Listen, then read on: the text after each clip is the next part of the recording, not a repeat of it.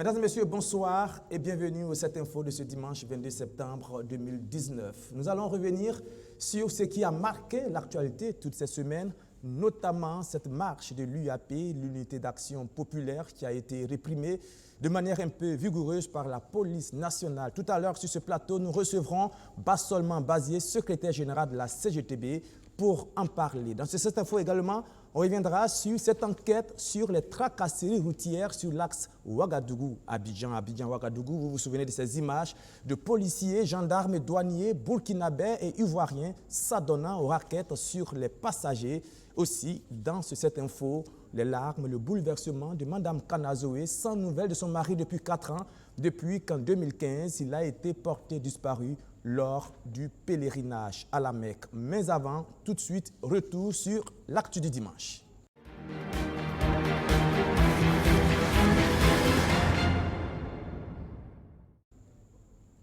Le chef de l'État, le président du Faso, est arrivé aux États-Unis, à New York, où il doit prendre part à la 74e session extraordinaire de l'Assemblée générale des Nations unies.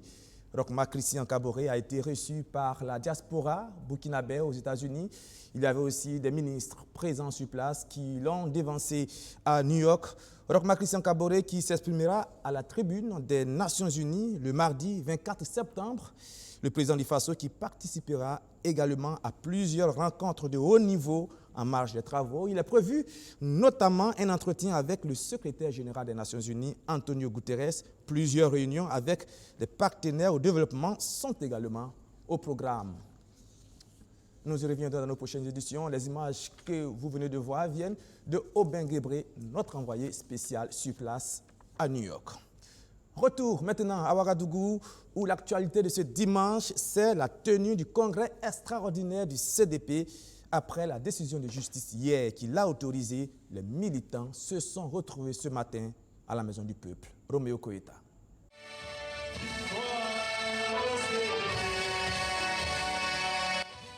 Contre vents et marées, l'hymne du CDP a bel et bien retenti ce 22 septembre dans la cuvette de la Maison du Peuple de Ouagadougou.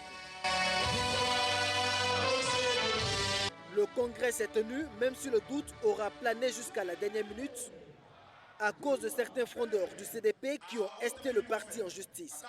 C'est désormais clair pour Edi Komboigo. L'intention de Mamadi Kouanda et ses compagnons est tout simplement de déstabiliser le parti. Camarades, si le président Edi Komboigo est cible préférée de toutes les attaques et des actions d'obstruction de toutes sortes, nous ne l'aurons pas. Ce qu'ils veulent en réalité, c'est la liquidation pure et simple du parti, faute d'avoir été élu l'année dernière à la présidence du parti. Les frondeurs demandaient la suspension du congrès, du bureau exécutif et politique national et la suspension du récépissé du CDP en tant que parti politique. Leur raison, 4 militants appartenant au bureau exécutif national auraient été irrégulièrement élus en 2018. Mais pour une telle discorde, la voie judiciaire était inopportune selon le patron du CDP qui sonne la fin de la récréation. Le présent congrès va prendre des sanctions contre les indisciplinés. Le secrétariat permanent s'est réuni, a proposé des sanctions qui a été soumis au bureau exécutif national, qui a amendé. Ce document du bureau exécutif national a été soumis au bureau politique national, qui a amendé également. Et les sanctions seront soumises au Congrès aujourd'hui. Le Congrès a le droit de sanctionner ou de ne pas sanctionner. Le Congrès, s'il sanctionne, c'est définitif. Les sanctions pourraient aller de la suspension à l'exclusion définitive du parti. Car selon Edi Komboigo, le CDP est indivisible. Il invite tous ceux qui se réclament de l'héritage de Blaise Compaoré à regagner les rangs afin que le parti puisse sereinement aborder les échéances électorales à venir. C'est aussi dans la même perspective que sera relu les tests fondamentaux du parti. Le nombre des membres du bureau politique national jugé pléthorique devrait être revu à la baisse. Voilà, c'était ce matin à la Maison du Peuple. Je vous précise que les travaux ont duré plusieurs heures. Ils ont pris fin cet après-midi à 16 h. Les informations fraîches nous parviennent maintenant avec sur ce plateau Achille Tapsoba, premier vice-président du CDP chargé des questions politiques. Achille Tapsoba, bonsoir. Bonsoir. Alors les travaux se sont bien déroulés? Oui, les travaux se sont très bien déroulés. Nous avons ouvert les travaux ce matin vers 11h30 et nous avons clôturé les travaux vers 16h. Et ces travaux ont consisté à l'examen d'un rapport circonstancié du Bureau exécutif national qui a été soumis au Congrès et qui avait trait à la mise en œuvre de la résolution prise par le 7e Congrès ordinaire donnant mandat au Bureau exécutif national pour finaliser la liste des membres du Bureau politique national. Alors, nous allons revenir sur la liste des membres du Bureau politique national. On a entendu le président du parti, Eddy Komboigo, tout à l'heure, qui disait qu'il y avait des sanctions qui devaient être prises et qui allaient être proposées au cours de ce congrès extraordinaire. On a appris que des membres du CDP, du Bureau politique national, ont été exclus.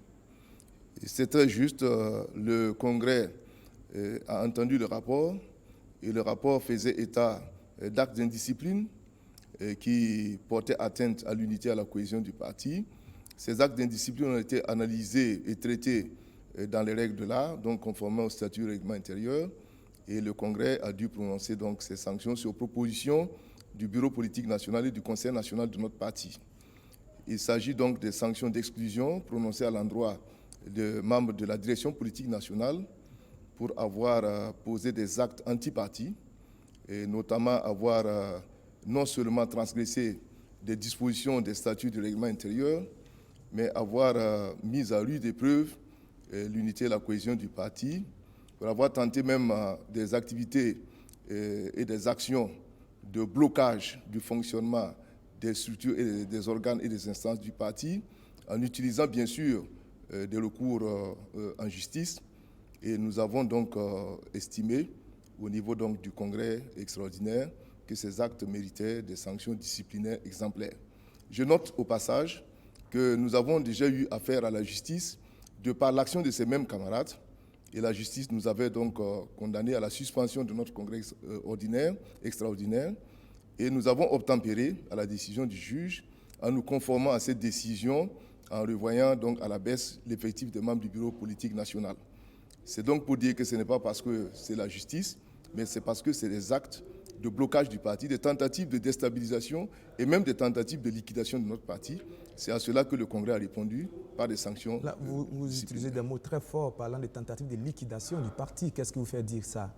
Quand vous empêchez un parti de fonctionner, quand vous demandez à un juge de retirer ou d'annuler le récépissé du parti, quand vous demandez à la justice de bloquer le fonctionnement du Bureau exécutif national, du Bureau politique national, de bloquer la tenue des instances du parti, telles que les sessions du Bureau politique national, du Conseil national et du Congrès, c'est une liquidation d'un parti.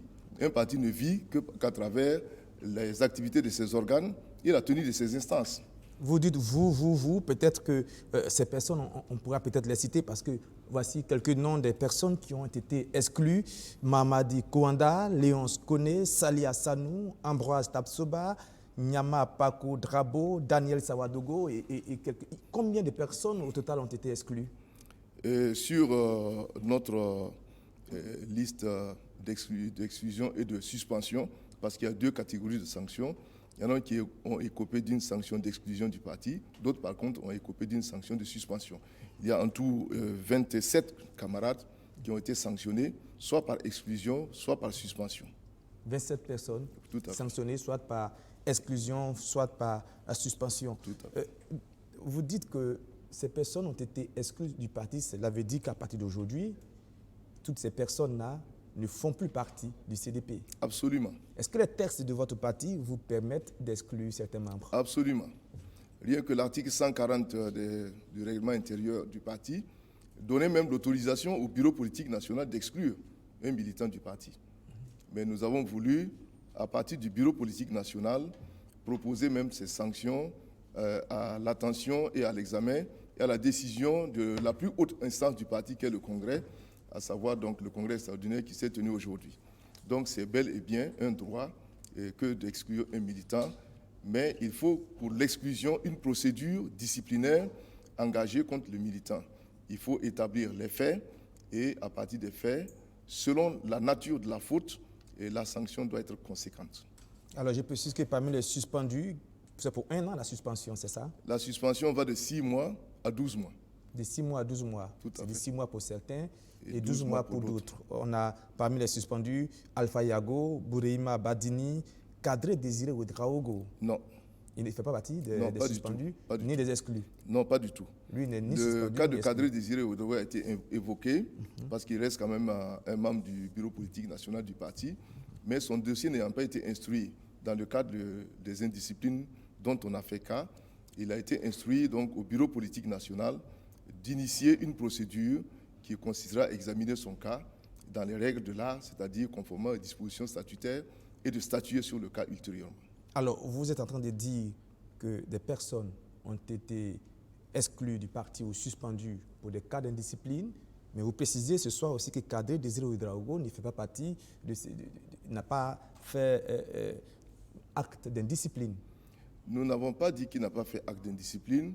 Nous parlons de procédures qui ont été engagées par le parti. On ne peut pas sanctionner un militant sans l'avoir au préalable entendu. Est-ce que vous avez déjà entendu Tout à ceux fait. que vous avez Tous exclus ceux et dont nous suspendus? avons parlé, c'est sur la base de la procédure statutairement établie. Ils ont été tous entendus? Tout à fait. Et c'est sur la base même de la saisine de la commission contrôle et vérification, qui est une commission qui est un recours interne au parti, que nous avons établi ces sanctions. Et Donc, nous avons leurs suivi- explications ne vous ont pas convaincu? Non, pas du tout. C'est plutôt des faits avérés. Mais si nous prenons le cas de Kadri Désiré Ouedraogo, quand même, qui a déclaré sa candidature hors des textes du parti, quand même, c'est peut-être, je ne sais pas, mais peut-être un cas d'indiscipline. Pourquoi depuis, là, il n'a pas encore été entendu? Non, nous avons fait la part des choses entre ceux dont les cas ont fait l'objet d'une lettre de saisine de la commission contrôle et vérification et qui étaient donc des militants actifs du parti, tels que les Léon Skoné, les Yaya Zungrana, les Badini, etc. Ça, c'était des militants actifs du parti. Et pendant ce temps, nous avions donc considéré que pour le cas de M. Kadri Désiré Ouedraogo, il fallait engager une procédure qui n'avait pas encore été faite. Donc, pour ne pas sanctionner dans l'arbitraire, nous avons tout un ensemble de procédures que nous suivons et la procédure n'a pas été engagée en ce qui le concerne et ça le sera incessamment. Alors, en prenant, ce sont des décisions fortes que le CDP a prises ce soir, des décisions très fortes d'exclure des membres du parti. Ce sont quand même des baobabs, si on peut utiliser ce terme, qui militent au sein du CDP depuis plusieurs années, des décennies même. Et est-ce que vous n'êtes pas, encore une fois, en train de foncer encore une fois dans la crise qui secoue le Congrès pour la démocratie et le progrès? Et quand on est un baobab, on doit être un arbre qui symbolise la sagesse, qui symbolise l'expérience à travers l'âge, parce que le baobab est un des arbres les plus vieux parmi la faune, la flore reconnue internationalement. Donc, mais quand on fait preuve, malgré cette expérience politique, malgré cette position politique, malgré les responsabilités et les fonctions que vous occupez dans le parti, quand on fait preuve d'indiscipline, quand on ne respecte pas les dispositions des statuts et du règlement intérieur du parti, quand on donne l'impression qu'on est au-dessus des structures du parti, on ne peut que écoper de sanctions disciplinaires. Nul n'est au-dessus de la loi. Aucun militant n'est au-dessus des statuts et du règlement intérieur. Avec cette décision, est-ce qu'il n'y a pas des risques d'une fracture encore plus prononcée au sein du CDP? S'il devait avoir fracture au sein du CDP, ça l'aurait été depuis longtemps. Mais la fracture est déjà là. Je parle d'une fracture plus prononcée. Et il ne s'agit pas d'une fracture. Il s'agit effectivement de cas. Il n'y a pas de fracture, pardonnez, il n'y a pas de fracture quand des militants du CDP envoient leur parti en justice et demandent que le congrès extraordinaire soit non seulement reporté, et demandent que le récépissé soit retiré. Est-ce qu'il n'y a pas de fracture en ce moment-là? Il s'agit plutôt d'un problème de cohésion interne. Il s'agit d'un problème de Quand il n'y a plus de cohésion, on peut parler de fracture. Et donc, dans le cas de la fracture dont vous parlez, il ne s'agit pas d'une scission. Nous parlons en termes de fracture dans un parti quand il s'agit d'éléments qui constituent un groupe capable de faire une scission, donc de se détacher de façon organisée. Mahamadi Kwanda, Pour le moment, Léon Skoné, Salia Sanou, Ambroise Tapsoba, Nyama Paco Drambo, Daniel Savadogo ne peuvent pas ensemble drainer une bonne partie des militants du CDP? Vous savez, on se connaît dans le parti, on connaît la capacité de mobilisation de chacun. Et nous pensons que, en ce qui nous concerne, nous n'avons pas du tout minimisé la capacité des uns et des autres, mais nous savons ce que valent les uns et les autres. Donc, sur ce plan, nous n'avons pas du tout d'appréciation à faire. Il s'agit de camarades qui ont fait preuve d'indiscipline et qui ont fait preuve d'actes d'antipathie à l'encontre du CDP. Même si vous avez une capacité extraordinaire de mobilisation, lorsque vous enfreignez les règles d'un parti, lorsque vous mettez à rude épreuve l'unité, la cohésion d'un parti, lorsque vous enfreignez à l'image du parti, il est évident que vous ne pouvez plus effectivement jouir de la même considération de la part de ce parti, quelle que soit votre capacité de mobilisation. Et dans ce cas de figure, nous disons qu'il ne s'agit pas de cela. On ne sanctionne pas un militant en fonction de sa capacité de mobilisation ou non. On sanctionne un militant en fonction de ce qu'il a posé comme acte et qui peut être confronté au texte du parti, donc aux règles de fonctionnement du parti et aux règles de comportement du militant. Alors, depuis l'élection de Eddy Kamboyogo à la tête du parti, son discours officiel a été un discours de rassemblement, un discours d'union, de demander aux militants du parti en rang serré. Et on voit que là, un cap a été franchi. Pourquoi est-ce qu'on est passé de ce discours de rassemblement, d'union, d'union autour du parti à une décision aussi brutale d'exclusion et de suspension? Non, la décision n'a pas été brutale. Vous avez suivi les péripéties que nous avons eues au niveau de notre parti. Ça date d'après le congrès ordinaire de mai 2018. Ça fait pratiquement plus d'une année. Après le congrès ordinaire qui a vu donc l'élection du président Eddy au suffrage direct et secret, et nous avons assisté à ce qu'on appelle un refus de la part de certains camarades de reconnaître ce résultat issu d'un congrès qui a porté Eddy à la tête du parti. Donc, et depuis lors, il y a eu la constitution du G33, le groupe des 33, et ensuite il y a eu les actes posés par ses camarades dans le soutien d'un candidat qui n'a pas été investi par le parti. Il y a eu beaucoup de péripéties, il y a eu même des tentatives de défiance à l'encontre donc du président du parti et du bureau exécutif national du parti. Et tout cela, nous avons fait preuve de sang-froid, nous avons fait preuve d'ouverture d'esprit, nous avons approché les intéressés. Le président Eddy a envoyé plusieurs missions auprès de ses camarades pour les entendre, pour voir s'il y a des voies de conciliation avec eux. Nous n'avons pas été entendus, et la situation perdurait, le climat se dégradait et les actes d'indiscipline s'amoncelaient. Il fallait réagir parce qu'un parti comme le CDP a besoin que son ciment ne soit pas mis à rude épreuve. Et ces actes d'indiscipline, ce ne sont pas des actes de dernière minute. C'est un cumul d'actes d'indiscipline que nous avons dû analyser. Nous avons saisi une commission de contrôle et de vérification qui a malheureusement très mal fonctionné. Et c'est pourquoi, du reste, son premier responsable a été démis de ses fonctions par le Congrès, parce qu'une commission de contrôle et de vérification, non seulement est chargée de connaître les litiges au sein du parti, mais de prévenir surtout les situations de litige au sein du parti, de connaître les cas d'indiscipline et de veiller à la régularité des actes et des règles du parti. Donc tout cela étant considéré, nous ne pouvons pas dire que c'est brusque, que la mesure a été brutalement prise. Qu'est-ce qui va se passer maintenant? Vous allez demander à ces personnes de rendre leur carte du parti? Comment vous allez les notifier qui font partie du parti? Non, quelles sont les différentes actions qui restent à mener maintenant? Non, la notification de sanctions est faite à chacun par les voies réglementaires. Et chacun aura la notification. Ceux qui sont exclus tireront les conséquences de leur exclusion. Ceux qui sont suspendus tireront les conséquences de leur suspension. Il reste entendu que ceux qui sont suspendus, la suspension a une durée déterminée. À la fin de cette durée de suspension, le cas de ces camarades sera certainement revu. Alors pour ceux qui sont exclus, il n'y a plus de voie de recours? Ils ne peuvent plus revenir au CDP? C'est terminé, c'est fini? Non, mais l'exclusion, c'est pour montrer que vous n'êtes plus membre du parti. Mais si vous estimez qu'à un moment donné, vous avez suffisamment pris du recul, vous vous êtes amendé et vous voulez donc réadhérer au parti, vous en faites une demande d'adhésion. Vous devenez un nouvel adhérent au niveau du parti. Vous faites une demande de réadhésion Donc, une demande, bien sûr, pour vous amender, parce que l'exclusion, c'est une mesure extrême. Mais rien ne peut être considéré comme définitif et aucune situation ne peut être considérée comme irrémédiable.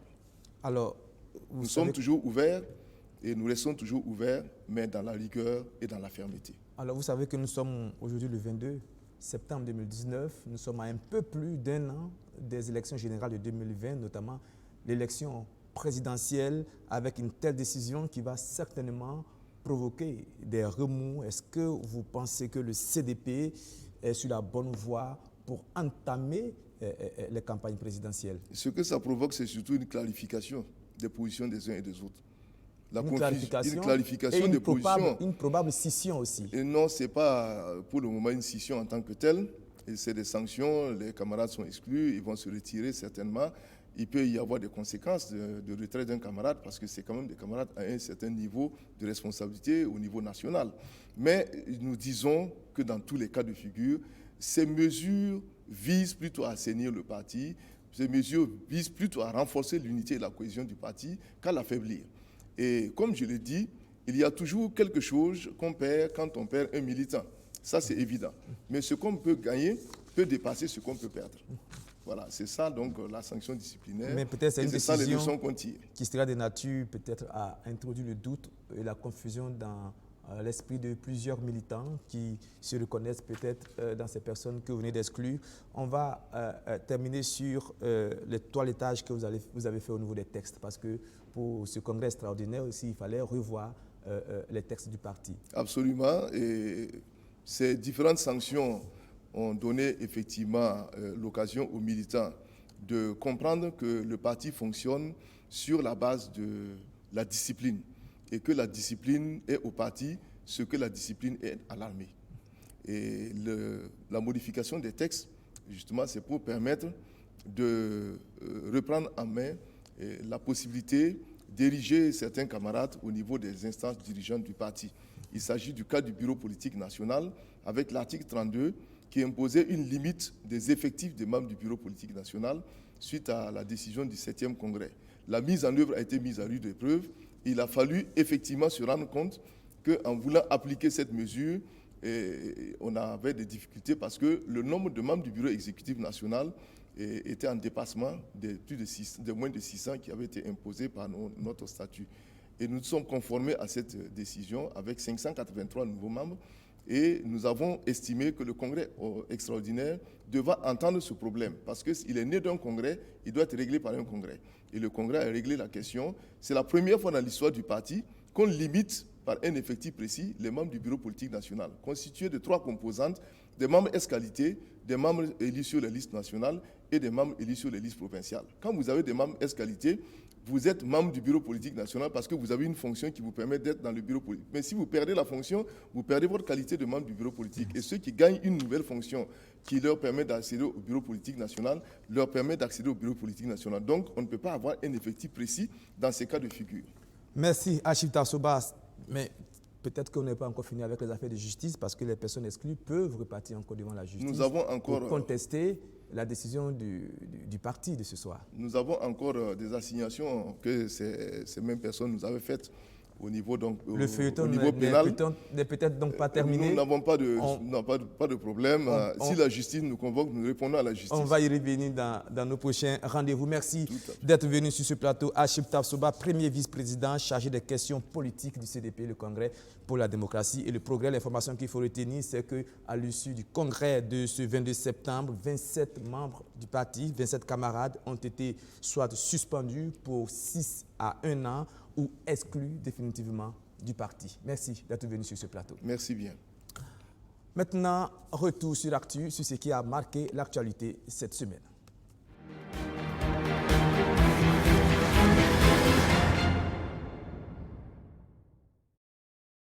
C'était le 16 septembre dernier, lundi 16 septembre, l'UAP, l'Unité d'Action Populaire, organisait une marche-meeting qui avait été au début interdite par les autorités administratives. Elle a été maintenue par les responsables de l'UAP Conséquence, la marche a été réprimée de manière un peu vigoureuse par la police nationale. On a eu des scènes de course-poursuite entre manifestants et policiers. Une dame a même été évacuée sous perfusion. Je vous propose de revoir ces images et tout de suite, nous allons recevoir Bassolman Bazié, secrétaire général de la CGTB. Les mains en l'air, les meneurs de la marche avancent. Le leader, Bassolman Bazié, en tête. En face, la police prête à donner l'assaut. Les manifestants sont sommés de ne pas avancer. Et soudainement, les premiers gardes lacrymogènes partent. C'est la débandade. Bassolman Bazié est remorqué et extirpé du théâtre des émeutes sur une moto. Ensuite, les grenades lacrymogènes pleuvent. Les marcheurs battent en retraite, donnant lieu à une course-poursuite entre eux et les forces de l'ordre jusqu'à la bourse du travail, leur point de départ.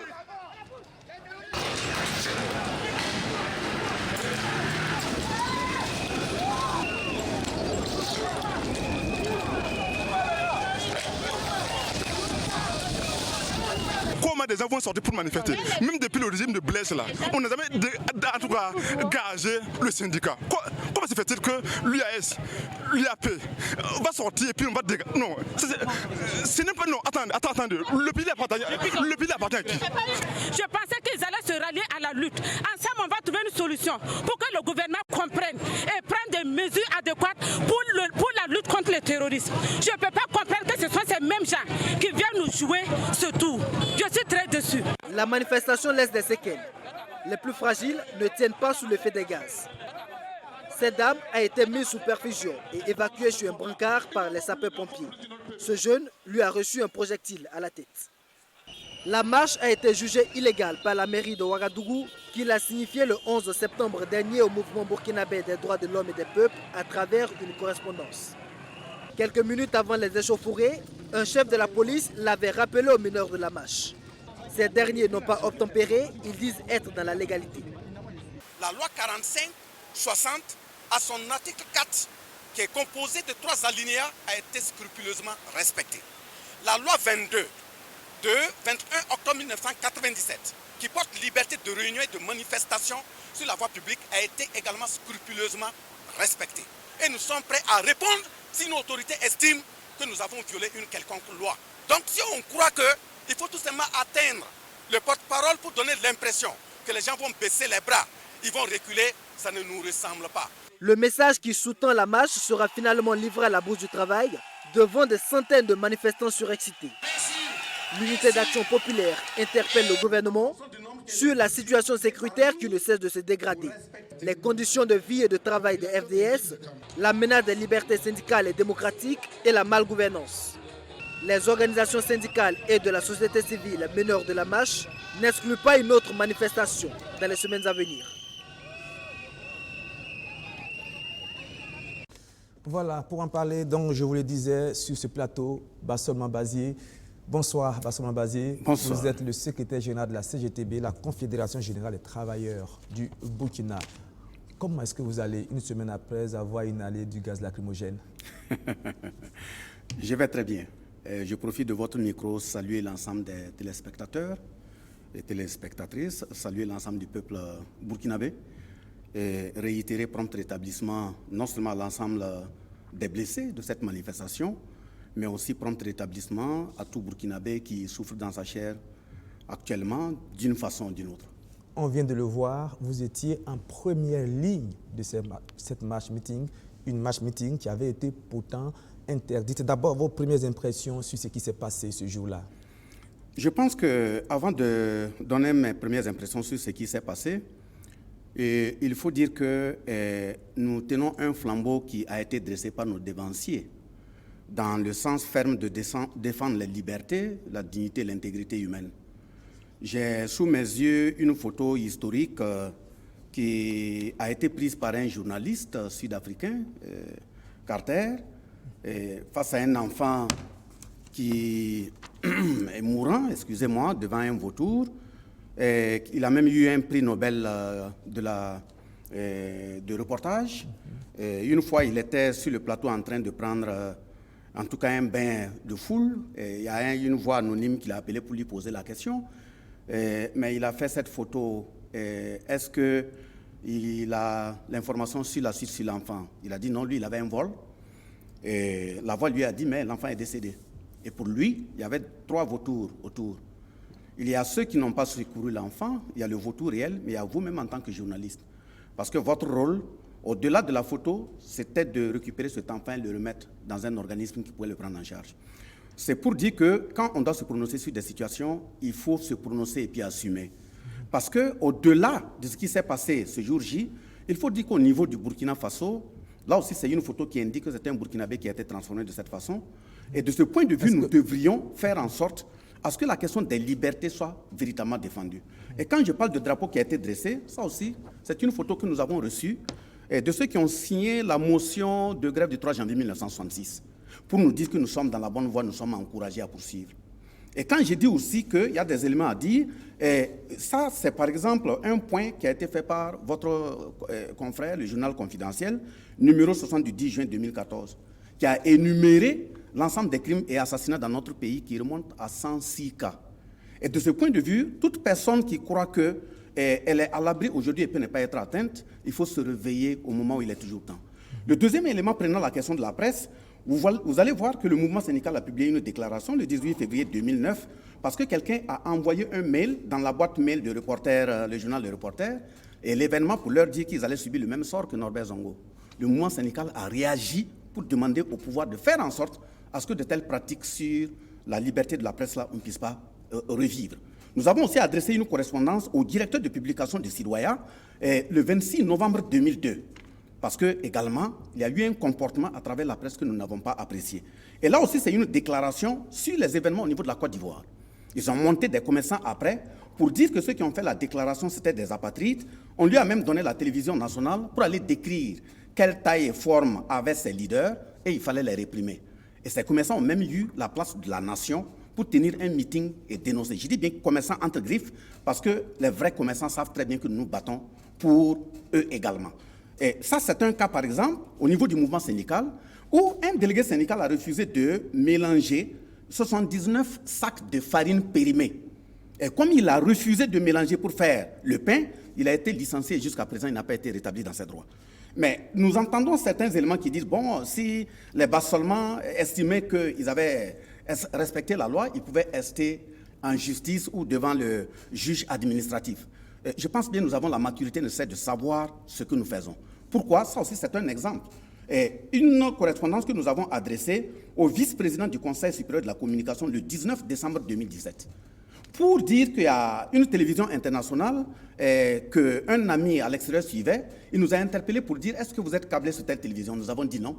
De reçuivre, ça va repasser dans telle heure. Nous avons suivi, nous avons vu que c'est des images, plusieurs photos de Bassolmans qu'ils ont prises au nom de la CGTB, qu'ils ont montées, envoyées dans des institutions internationales pour indiquer que Bassolmans est en train de revendiquer la libération de ceux qui ont commis le putsch.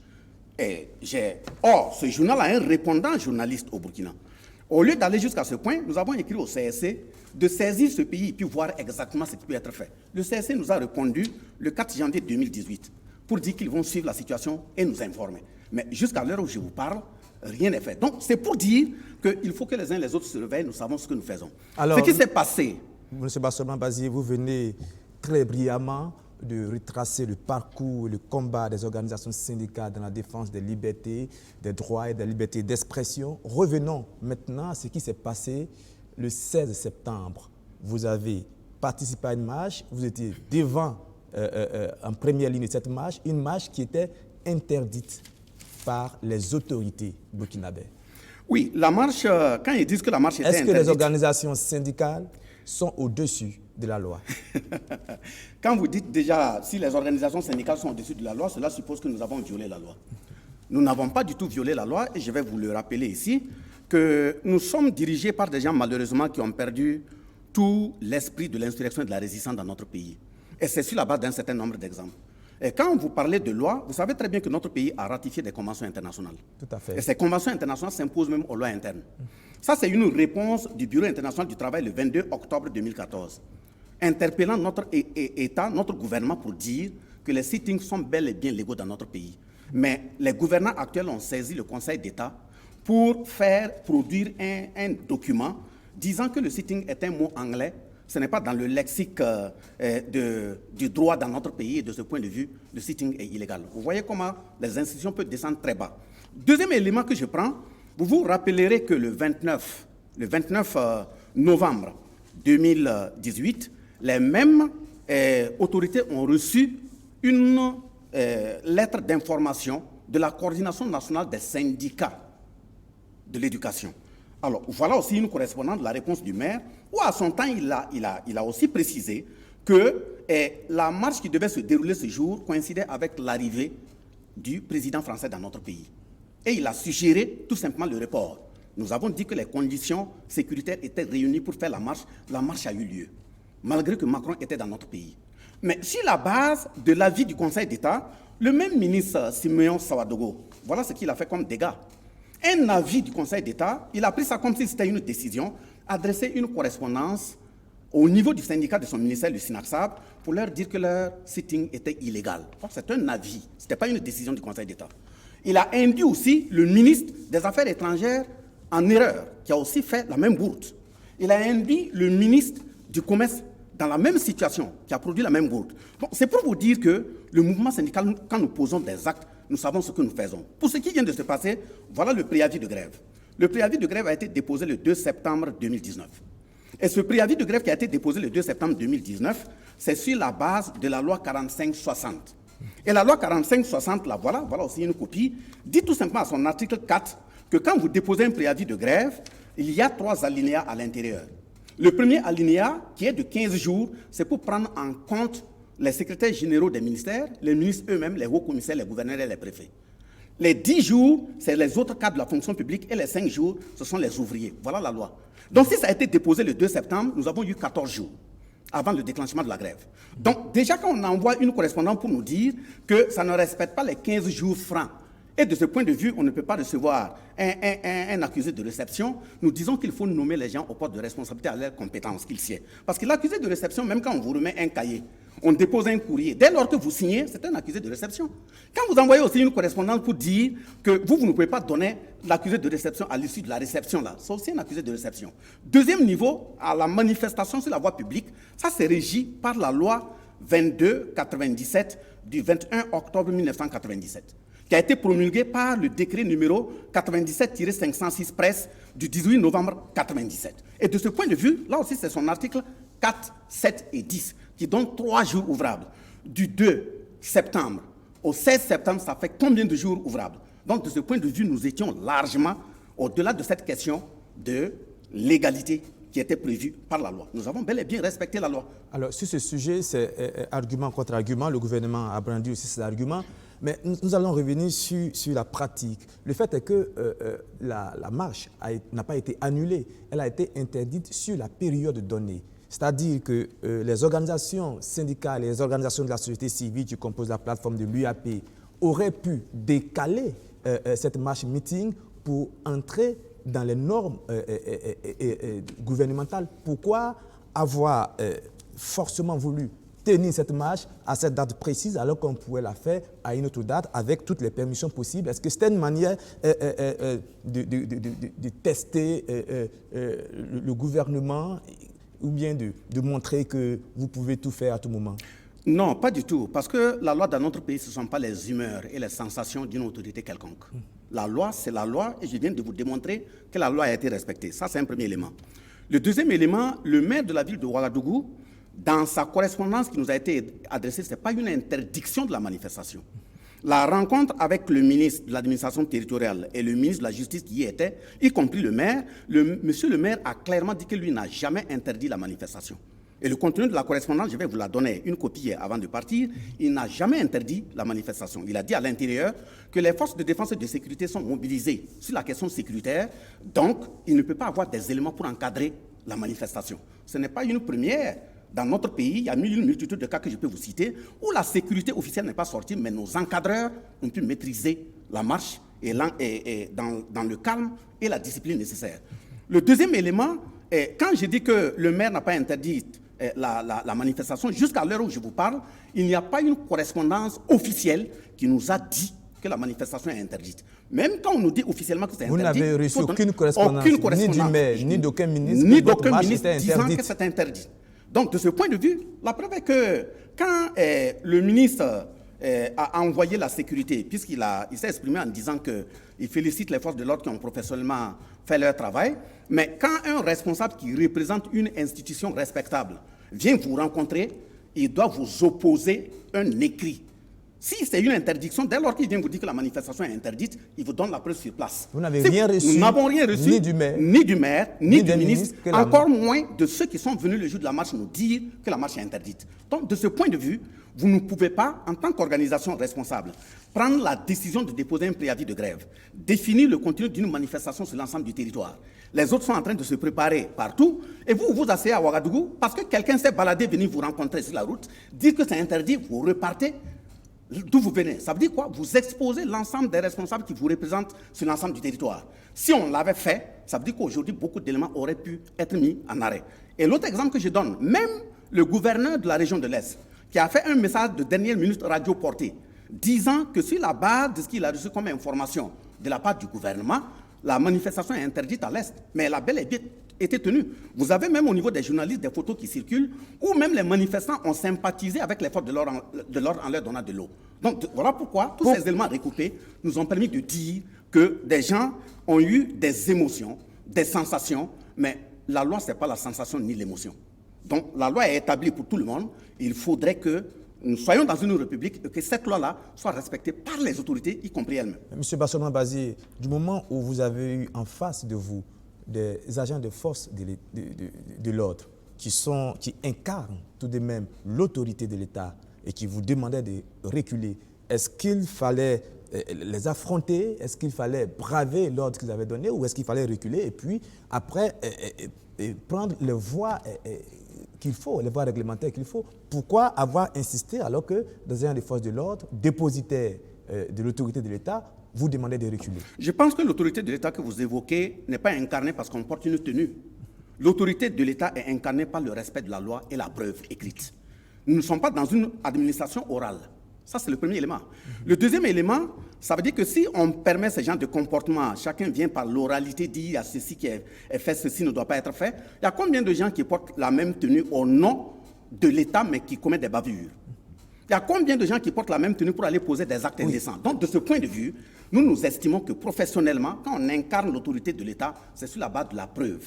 On devait nous dire que sur la base de la preuve, voilà une interdiction formelle d'une autorité, parce que ça allait nous permettre de savoir à qui s'adresser en cas de répression et à qui s'adresser pour démontrer aussi qu'on avait raison. Justement, cette question, on pouvait la régler après la marche, c'est-à-dire qu'une fois que vous avez les autorités, les forces de l'ordre devant vous, qui vous disent que nous avons reçu ordre d'interdire, de vous empêcher d'avancer, vous aurez pu reculer et après essayer de voir à quel niveau l'ordre a été donné. Est-ce que affronter ou braver l'ordre des forces de l'ordre n'est pas une manière d'aller contre l'autorité de l'État et donc d'être dans l'illégalité? Comme je vous l'ai dit, nous avons été bien éduqués de sorte à aller jusqu'au bout de notre engagement. Même le fait de lever les mains et aller jusque devant la police, c'est parce que parmi eux, il y a des propos qui sont sortis. Si vous avancez d'un pas, nous allons tirer. Mais dès lors que... Si vous avancez d'un pas, nous allons tirer. Ces propos sont de qui? Ces propos sont de ceux qui étaient en face et qui ont porté la tenue. Vous voulez dire que des policiers ont menacé de toute façon, tirer sur vous? Vous avez vu clairement que j'ai esquivé des bourdes de gaz lacrymogènes. Non, vous avez dit une phrase très importante, M. Bassolman Bazir. Vous avez dit que des policiers ont menacé de tirer sur vous? De toute façon, la preuve est là, à travers les images qui ont circulé, que quand on maintient l'ordre, je pense dans les écoles de formation de maintien de l'ordre... C'est que les images qu'on a vues, ce sont des gaz lacrymogènes qui ont été tirés. Ça sont des armes conventionnelles pour disperser. Oui, ce sont des armes conventionnelles. Est-ce que techniquement, vous avez les moyens de qualifier la qualité du gaz qui a été émise? Oui, bon... Même les pays qui en produisent, peut-être même qui n'utilisent pas ce gaz pour arrêter des animaux. Est-ce que les policiers vous ont menacé de tirer sur vous? Vous me laissez terminer. Je dis que quand nous avons le courage de nous assumer devant la loi jusqu'au bout, le fait de marcher jusqu'à la police, avant de démarrer la marche, nous sommes montés sur le podium. Nous avons dit à l'ensemble des marcheurs de respecter la discipline et les consignes données par nos services d'ordre. Si c'est quelqu'un qui est dans une foule ou parallèlement à la voie qui vous provoque, les services d'ordre sont habilités à réagir. Mais si c'est une autorité qui vient en face, nous qui avons mandaté les militants de sortir, c'est nous qui allons répondre. Et de ce point de vue, si les forces de l'ordre ont commencé à tirer, il appartient à ceux qui ont donné l'ordre de marcher vers eux, quitte à nous mettre aux arrêts. Ça veut dire quoi? Nous étions dans l'esprit d'aller répondre devant qui que ce soit si on estime que la loi a été violée. D'autant que l'information qu'on donne aux maires, il y a 3 responsables avec leur contact qui est bien signifié sur la correspondance. Ça signifie tout simplement que si la marche est illégale, si la manifestation est illégale, ce sont ces 3 responsables sur le champ qui doivent être recherchés et interpellés, et non gazer les gens de façon sauvage comme ça a été fait. Oui, mais on a vu que vous avez été rapidement évacué. Il était peut-être difficile de vous interpeller dans le même temps. Parce que l'évacuation également, il faut dire que quand j'ai entendu la phrase, vous avez même constaté que ce sont les camarades de la sécurité, de notre sécurité, qui sont venus me retirer. Et on avait donné l'instruction aux responsables de l'organisation de dire aux marcheurs, tel que la foule était compacte, de replier à la bout du travail. Nous avons reçu le signal que quand il est parti donner l'information, ils ont dit que ce n'est pas vrai tant qu'ils ne me verront pas. Donc, de ce point de vue, si on devait marcher pour atteindre jusqu'à la tête, ce n'était pas évident qu'avec l'énervement qu'on constatait, les gens n'allaient pas déferler et puis rentrer dans les rues. Donc, de ce point de vue, quand ils sont arrivés à la tête, la moto m'a ramené rapidement, je suis descendu et j'ai dit à tout le monde de replier à la bout du travail comme cela a été convenu. Et si on devait prendre une moto pour fuir, je pense que j'ai terminé le meeting sur place, j'ai même pris la parole. Ceux qui fuient là, ils sont hors des frontières. Je n'ai pas encore parlé de fuite, mais c'est seulement basé. J'ai tout simplement parlé d'évacuation. Alors, revenons au contexte. Vous savez que dans les argumentations des autorités administratives et même de certains commentaires, on a parlé du contexte sécuritaire délétère et difficile, et que dans ce contexte-là, il fallait quand même faire attention à ce genre de rassemblement. Est-ce que vous entendez ces arguments-là aussi? Oui, d'abord, il faut d'abord dire à ceux qui dirigent notre pays aujourd'hui que jusqu'à présent, nous avons, ça c'est la liste de tous ceux qui ont démissionné du CDP.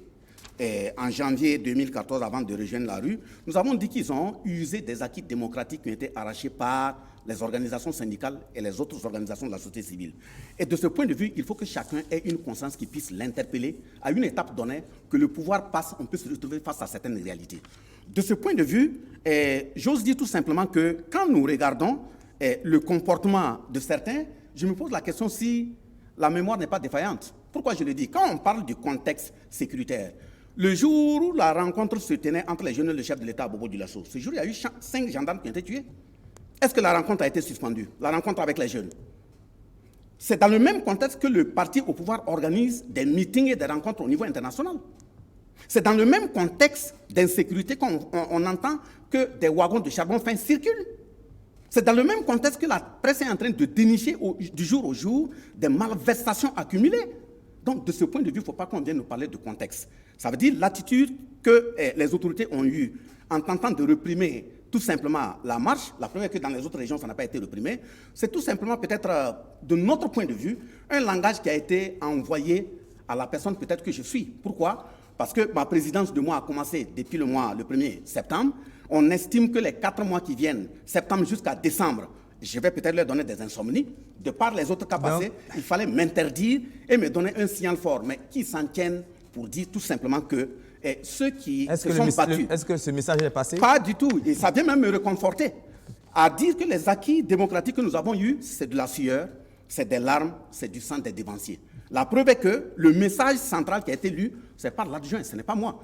Donc, quand on croit qu'on peut faire peur à un individu et faire reculer le mouvement démocratique, c'est faire preuve de l'arbinisme et de mon point de vue. Moi-même, dernière question, Ambassadeur Bazzi, est-ce que vous estimez que les libertés de manifester, de s'exprimer, les libertés syndicales ont reculé depuis que Roch-Marc Christian Kaboré est arrivé au pouvoir? Mais quand quelqu'un se dit qu'il est un insurgé et puis il vient valider la loi portant code pénal dans notre pays qui incrimine la même insurrection, ce n'est pas des libertés qui ont été bafouées, c'est même un manque, j'allais dire, de parole donnée d'honneur. Deuxième élément, c'est le même code pénal qui criminalise et assassine les libertés de presse et d'information dans notre pays.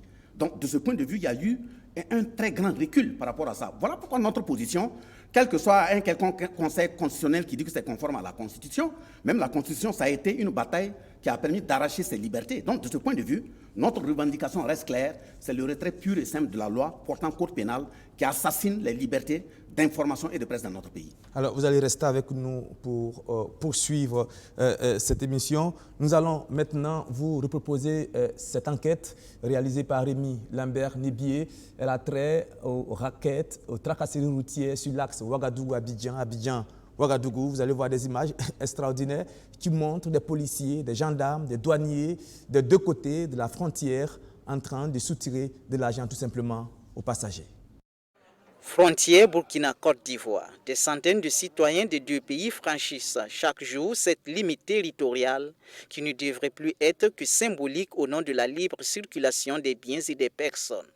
Seulement qu'ici, les textes de la CEDEAO ou de l'UEMOA sur l'intégration sous-régionale et même les multiples accords de traités d'amitié et de coopération entre les deux pays n'ont aucune valeur, sinon que d'être de simples écrits.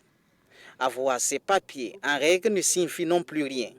Franchir cette frontière ivoiro-burkinabé exige une seule condition, un billet de banque à glisser. Nous ferons l'amère expérience de ces raquettes de haut niveau depuis septembre de retour d'un voyage en terre ivoirienne. Le trajet aller, nous l'avons effectué à bord d'un véhicule personnel, ce qui nous a peut-être épargné de certaines tracasseries. Mais nous voilà de retour avec une société de transport faisant la navette chaque jour entre les deux pays. Au poste de contrôle ivoirien situé à la frontière, nos documents d'identité seront récupérés au bas du véhicule par un individu. Une manière pour mieux organiser le contrôle avant nous penser aussitôt. Retranchés dans une maisonnette, chacun des passagers sera appelé à tour de rôle par les policiers. Quand ce fut notre tour, nous nous sommes empressés de tendre notre carnet de vaccination à jour, l'autre document exigé à la frontière. Mais d'un ton sec, un des policiers nous dit ceci. « Monsieur, je ne suis pas là pour contrôler des papiers. Donnez 1000 francs CFA. » Surpris, nous sommes restés bouche bée. Et devant notre hésitation à filer le billet, nous serons congédiés de la salle par un policier avec pour motif de nous aider à nous décider. Et c'est au tour du suivant de passer à la caisse. Mais après quelques instants passés dehors, nous décidons de retourner dans la salle pour mieux comprendre les choses. Pourquoi devons-nous payer 1000 francs CFA alors que tous nos papiers sont en règle? Et c'est là que nous tombons sur cette scène. Vous encouragez à ceux qui voyagent avec sortez, monsieur. Mais moi, j'ai ma pièce. Je dis sortez, monsieur. Sortez. Je vais sortir. J'avais demandé... Il faut sortir, et puis laisse-moi tranquille, il faut sortir. Un autre passager qui refusait de payer est congédié de la salle comme nous. L'altercation va même se poursuivre dehors avec le policier. Non, je ne peux pas répondre à la question. Moi, actuellement, si je ne suis pas à jour, si je voyage sans pied, là, vous pouvez parler de la chose. Vous pouvez laisser ça, on va gagner en temps. Mais à quoi cher de voyager avec les pièces maintenant? Là, je vais voyager sans pièces. Ou bien, c'est ma pièce, j'ai mon carnet à jour et il faut payer. Le monsieur en chemise orange est le convoyeur de notre car.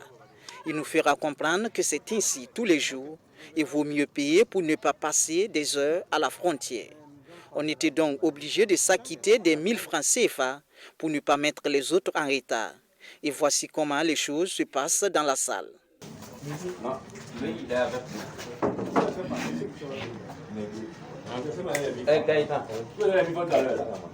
Monsieur, voilà, les trois là, derrière vous, allez-y, attendez devant le... Voilà, allez. Il a laissé son premier papier. C'est une dame.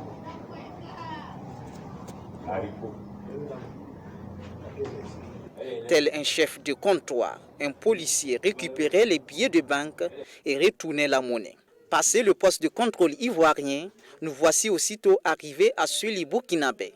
Mais avant notre descente du car, le convoyeur lui-même prend l'initiative de prévenir tout passager n'ayant pas son document d'identité à jour ou possédant un carnet de vaccination datant de moins de 10 jours d'apprêter un billet de 1000 francs pour chacun des documents demandés. L'escale fut moins compliquée, mais cette dame a dû opposer un refus catégorique de s'acquitter des 1000 francs CFA avant de passer. Je ne paye pas, je paye bien tout là-bas. Mais si je vais dire que ça, ce n'est pas reconnu sur le territoire burkinabé. Donc ils n'ont qu'à me laisser ici. C'est tout. Si tu sais que le document n'est pas bien, vous me dites que je ne rentre pas. Mais pourquoi tu prends 1000 francs? 1000 francs là où les papiers sont signés pour moi, pour que devant justifie qu'il a été plus francs de ça. Pour quelques 3 postes de contrôle juxtaposés, nous aurons passé plus d'1 heure de temps à la frontière. Et oui, C'est à ce prix et à ces conditions que des centaines de Burkinabés et d'Ivoiriens franchissent la frontière chaque jour. Pour le reste du trajet jusqu'à Ouagadougou, des questions ne cessaient de nous effleurer l'esprit. La CEDEAO des peuples peut-elle être une réalité avec une telle corruption à nos postes de frontières? Nos frontières sont seulement poreuses par manque de surveillance quand on sait qu'il suffit d'un billet de 1000 francs CFA pour passer haut les mains devant les agents de contrôle et sans le moindre papier. Voilà, merci Rémi Lambernébié pour cette enquête très édifiante sur ce qui se passe à nos postes de frontières. Dernier élément de cette émission, ce dossier sur cette dame, Madame Kanazoé, qui est complètement bouleversée et toujours sous le choc. Cela fait maintenant 4 ans depuis 2015 où son mari a été porté disparu lors du Hajj. Elle n'a plus de nouvelles de lui. Elle a vu plusieurs pistes pour avoir ces nouvelles. Ni le gouvernement, ni les organisateurs du Hajj n'ont pu lui donner des solutions. Elle est complètement désemparée. Regardez-la. 24 septembre 2015, la nouvelle est tombée comme un couperet dans la famille Kanazoé. Une bousculade à la Mecque alors qu'un des leurs est en pèlerinage.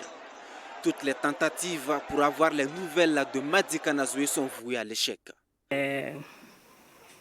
Environ début octobre maintenant qu'on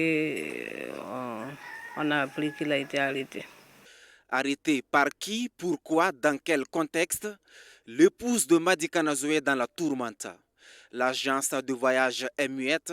Le comité national de suivi du pèlerinage n'apporte rien de concret. Le calvaire dure depuis 4 ans. 4 ans sans sommeil, 4 ans sans quiétude, 4 ans sans pouvoir dire à ses enfants où se trouve leur père.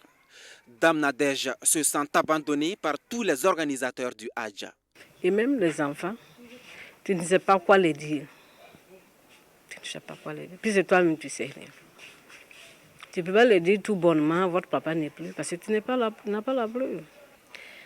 Les gens qui sont morts là-bas, ils sont venus avec leur certificat de décès. Ils n'ont pas vu leur corps, mais ils ont un certificat de décès qui dit que la personne n'est pas là. Avec ça, au moins, tu peux faire le deuil. Mais pour nous, rien. Rien. Rien, absolument rien, déplore-t-elle. Même les tests ADN promis par le gouvernement se font toujours attendre. Mais pourquoi rien n'est fait pour le retrouver? Rien n'est fait. Même le test ADN que le Mali, par exemple, a fait il y a longtemps. Le Mali même, je pense que c'est dans 2015 qu'ils ont fait ça. Et ils n'ont toujours pas fait. Donc, bon, ça veut dire que bon, c'est pas leur problème, quoi. Voilà, c'est pas leur problème. Je ne sais pas comment ils veulent que nous on fasse avec ça. Madame Kanazoé a pourtant frappé à toutes les portes sans issue. Elle ne sait plus à quel sein se vouer. On nous laisse à notre sort. On ne sait pas. J'ai poursuivi le comité. Je suis allée même au ministère des Affaires étrangères. Je suis même allée chez Simon Comporé. J'ai même fait une note déposée à la présidence. Le ministère en charge des cultes est pourtant bien informé du dossier, mais Simeon Savadogo se veut positif. Il y a espoir de retrouver Madi Kanazoé.